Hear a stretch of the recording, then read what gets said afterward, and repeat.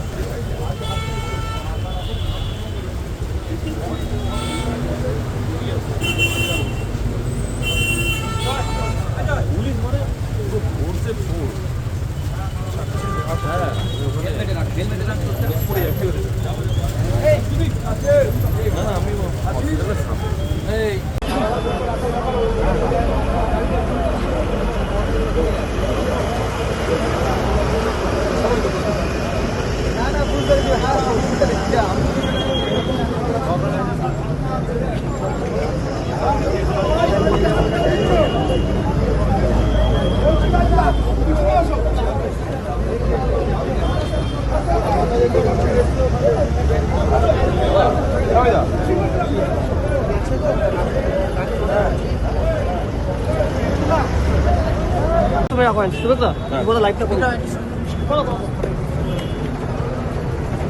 তুমি যাও আমরা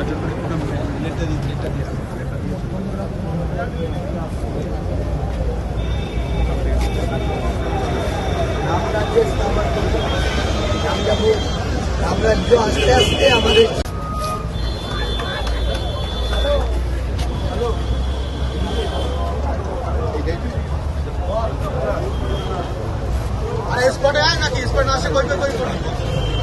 বলে দিয়েছে ভোট পরবর্তী হিংসা যেন না হয়, সেটা আমরা সম্পূর্ণভাবে মানিয়ে রেখেছিলাম সবাইকে দিয়ে। এখন দেখা গেছে যেটা আজকের ডেটে যেভাবে গুলি চললো সেটা সম্পূর্ণ বেআইনিভাবে যে কাজগুলো করলো, এটা কে করেছে সংবাদ মাধ্যম থেকে শুরু করে জনগণ কারণ বুঝতে বাকি নেই। আজকে বনগা থেকে শুরু করে রাজারহাট গোপালপুর পর্যন্ত সব জায়গায় বিজেপি জিতেছে। মধ্যমগ্রাম কেন বিজেপি জেতেনি? তৃণমূল জিতেছে একটাই কারণ, এই মধ্যমগ্রামকে আতুরঘর করবে, টেররিস্টের আতুরঘর করবে।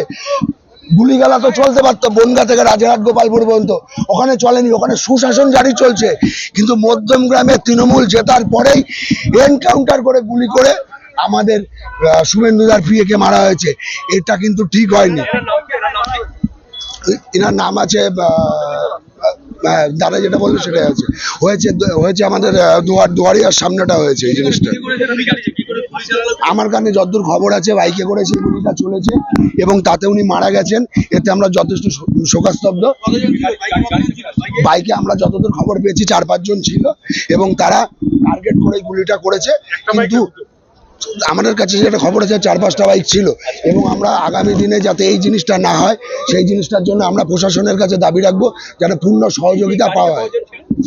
গাড়িতে দাদা শুভেন্দুদার পিএ ছিলেন এবং ড্রাইভার ছিলেন এবং পেছনে আরেকজন ছিলেন, কিন্তু টার্গেট করে গুলি করা হয়েছে শুভেন্দুদার পিএকে। আপাতত একজন মারা গেছেন, যিনি শুভেন্দুদার পিএ, তিনি মারা গেছেন। না এখনো পর্যন্ত আহতর কোনো ঘটনা আমরা খোঁজ খবর এখনো পর্যন্ত পাইনি। তো না ওনারা আহত হয়নি, যাকে টার্গেট করেছিল, যাকে মারার দরকার ছিল তাকে মেরে দিয়েছে, ওদের কাজ শেষ হয়েছে। এটার মাধ্যমে উনি মধ্যমগ্রামেই থাকতেন, এটার মাধ্যমে বোঝাতে চাইছে তৃণমূল সরকার যারা এখন কোনো অপশানেই নেই, তারা এখন যেটা করতে চাইছে সেটা হচ্ছে গুলি চালিয়ে বোঝাতে চাইছে তৃণমূল রয়েছে, এরকম বিজেপি বেরোলে গুলি করে মারবে। এবার আসতে বলুন, এবার প্রশাসন আছে, আমাদের সেন্ট্রাল বাহিনী আছে, এবার দেখবো যে কতজন এইখানে আসে আর কিভাবে পারে। আমার নাম সুজয় কুমার দে, আমি বারাসাত জেলার ওবিসি মোর্চার জিএস কথা বলছি।